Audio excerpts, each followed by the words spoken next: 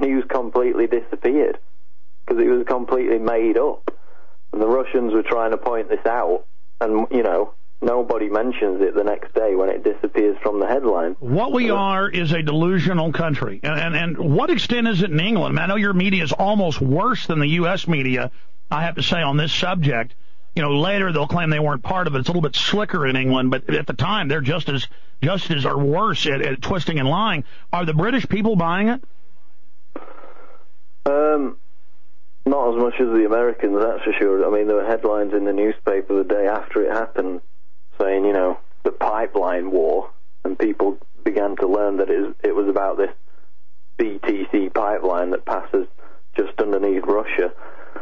But what's good about Britain is that Russia Today, which has carried all the most precise news about this entire conflict, is on the satellite broadcasting system along with Sky News, BBC and all the others. And I mean, we've been accused of parroting Russian propaganda, but the fact is that Russia Today have had on for interviews Paul Craig Roberts, you know, people from LouRockwell.com, antiwar.com, people like that, who are on your show regularly. So it's not as if I have to say, I mean, Russia Today is incredibly accurate. I mean, it's thought-provoking. I mean, I wish we had TV like that here. I'm watching it, and I've got research from other sides. I'm not even just believing it, and it's accurate. I mean, it blows me away. Yeah, to say that the Russian media is more independent than the British or the American just highlights how much trouble we're in. Because, I mean, they'll even show both sides, but there isn't really any both sides about it. I tell you, I'm worried, Paul. It's getting crazier and crazier. Exactly. Whereas, you know, everybody in America, or if you take Yahoo.com as the news agenda in America, they're concerned about a plastic monkey suit that people claim is Bigfoot, and that's been top of the news all this week. I mean, what is going on in people's minds? And you've got two scam artist corrections officers running around with this monkey suit that I identified in 5 minutes. Exactly. They want to know about a monkey suit. I'm sorry, the Russian media, the people there, they don't want to know about monkey suits, folks. The Japanese, well, in my own private life, I deal with people making up stuff about me that's just whole cloth made up, and our own movement buys it.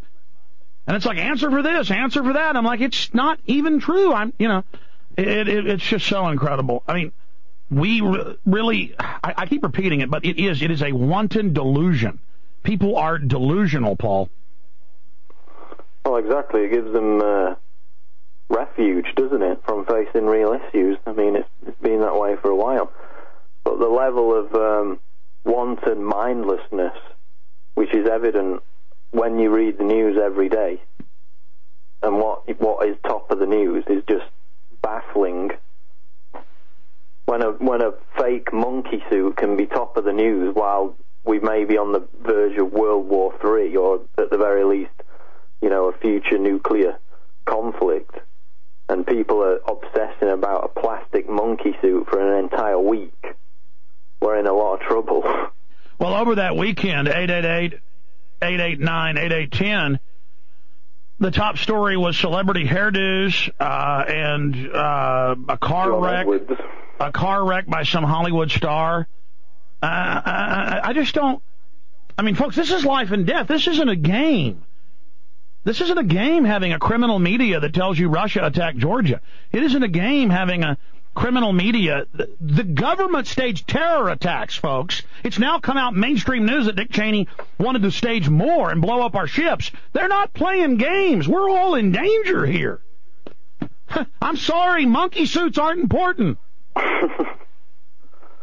And as Ron Paul was talking about earlier, both McCain and Obama are fully behind the U.S. NATO client state, Georgia. Today, people are tipping, I don't know if it's been announced yet, it was set to be announced today or tomorrow. Hillary. The favorite, or one of the favorites apart from Hillary, Biden, is this guy from Indiana, this senator, Evan Bayh, who is the most virulent neocon you could ever imagine. He was actually on the the Committee for the Liberation of Iraq with John McCain in 2003, which propagandized for the invasion of Iraq. Oh, so you're talking about who McCain's about to tip? No, I'm talking about Barack Obama's potential. I didn't know that. I knew he's looking at. Oh my God! This is U.S. News and World Report said yesterday. Quote: Top Democratic Party officials are expecting Barack Obama to select Indiana Senator Evan Bayh as his running mate as early as midweek. I don't know if it's going to be him, but it says that he's the favorite. And he voted for the reauthorization of the Patriot Act in 2006.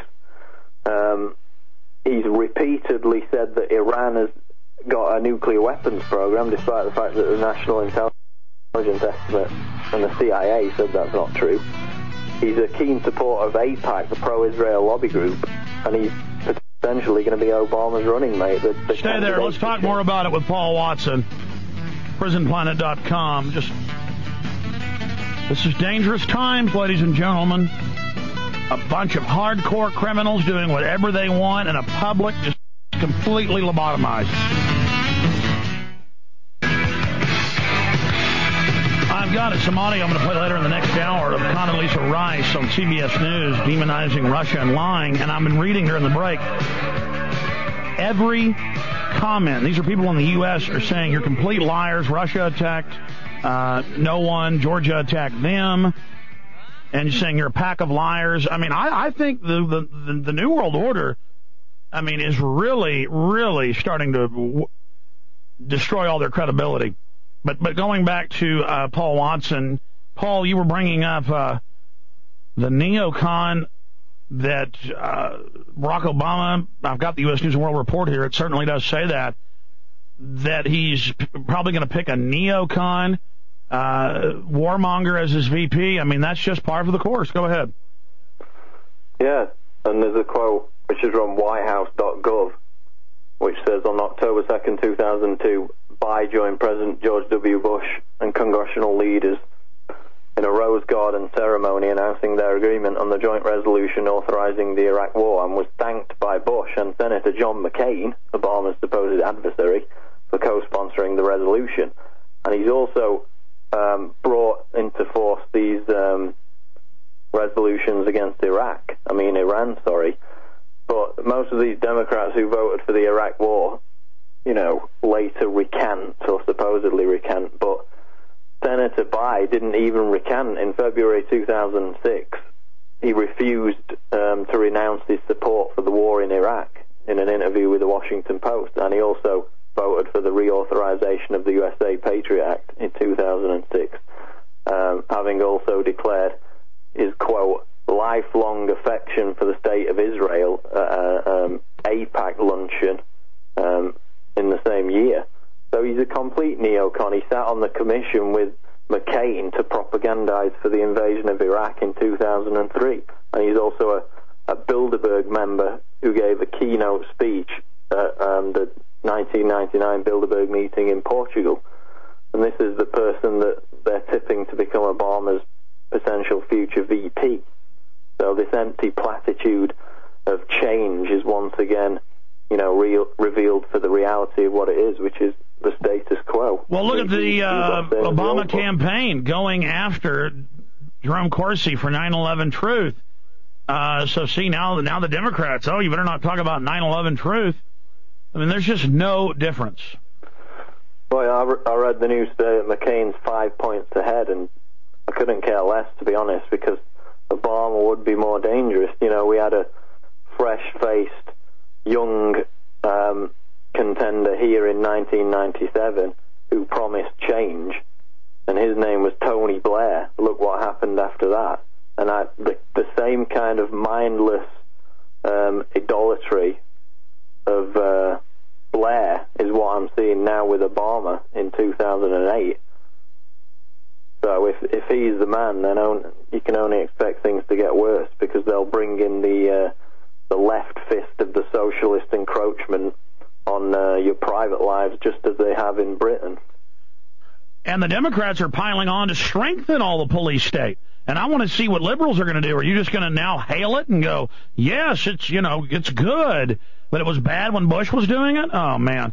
I'm tired of being called a right-winger, then a left-winger. Now I'm going to be a right-winger again if Obama gets elected.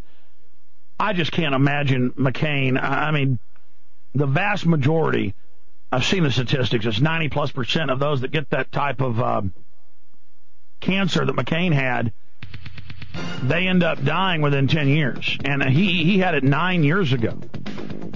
And his cheeks are always swollen up, his neck's always swollen, he looks like he's about to die. Oh, God. And it's all this evil scum running everything. It just never is going to end, these people. Paul Watson, stay there. I want to do 5 more minutes with him. We're going to get Jonathan Ellen off. We are Change Colorado as we look deeply into the police state developing in Denver. But I'll be right in the middle of next week.